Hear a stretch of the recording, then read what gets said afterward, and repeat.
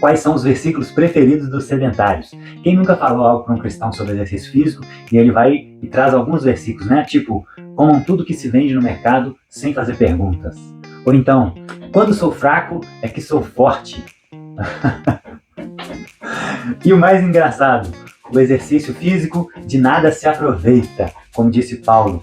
E aí a pessoa traz um ar de santidade, né? Algo como se parecesse, se exercício, se cuidar da saúde fosse algo contrário à Bíblia. Então, eu queria falar um pouquinho desses 3 versículos aqui e a gente contextualizar eles melhor, porque muita gente usa isso de forma equivocada, né? Para tentar justificar a sua inatividade física.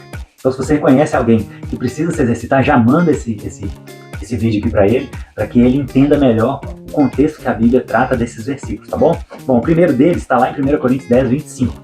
Paulo fala o seguinte: comam de tudo que se vende no mercado sem fazer perguntas, por causa da consciência, pois do Senhor é a terra e tudo que nela existe. Então muita gente pode usar esse texto para justificar a sua gula, né? Inclusive o cristão faz até piada com gula. Eu já ouvi pessoas falando, olha, o meu pecado é a gula. E as pessoas falam isso como se não tivesse problema. É um pecado amenizado no nosso meio, né? Assim como o acúmulo de tesouros. Existem vários pecados que são preferíveis em certas tradições cristãs.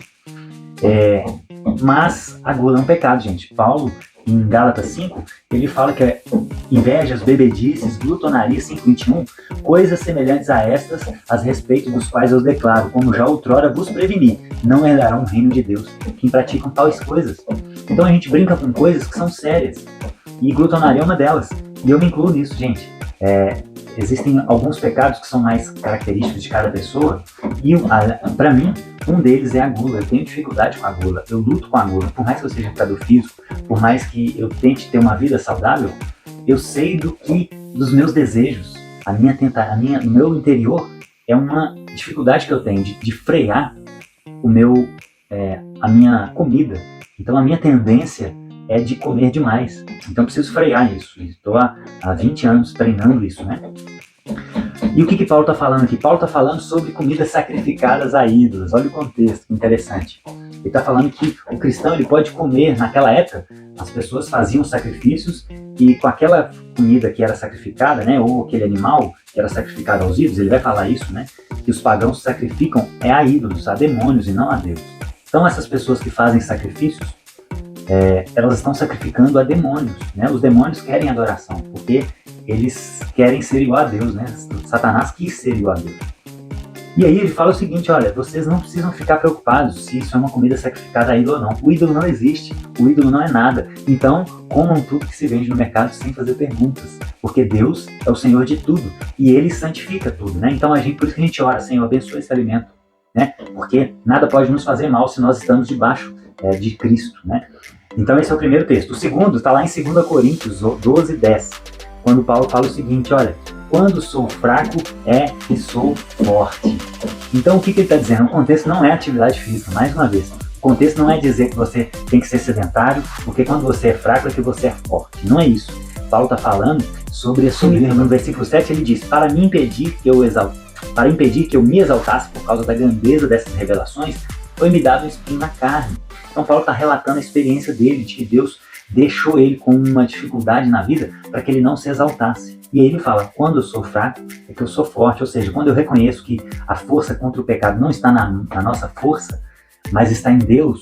Então quando a gente reconhece que a gente não consegue, é que a gente é forte. Quando a gente reconhece a nossa fraqueza, é que a gente é forte, né? Então esse é o contexto. Não está falando sobre sedentarismo, sobre você não cuidar do seu corpo, tá bom? E por último, 1 Timóteo capítulo 4, verso 8. Esse é o que dá mais mal entendido, né? Paulo fala, olha, o exercício físico é de pouco proveito. A piedade, porém, para tudo é proveitosa, porque tem promessa da vida presente e da futura. Então olha que interessante, muitas pessoas justificam o sedentarismo, falam, não, o nosso corpo ele vai se acabar, o nosso corpo vai, o pó, né? Nós voltaremos ao pó. Porém, isso também, o contexto aqui é claro, Paulo está falando sobre as questões espirituais.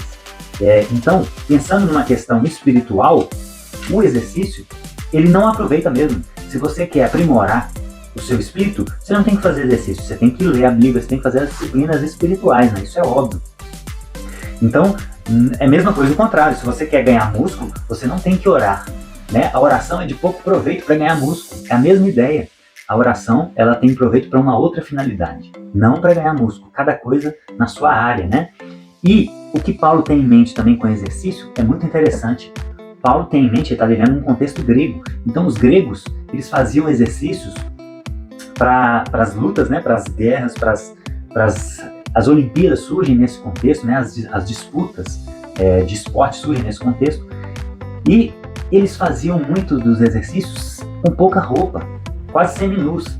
Então é isso que um judeu do século I, que é o Paulo, é isso que a gente tem que entender a Bíblia no contexto dela. É esse tipo de exercício que Paulo está em mente. Não que a gente tem que ficar parado e sedentário, até porque nessa época as pessoas se movimentavam muito, o exercício era muito braçal.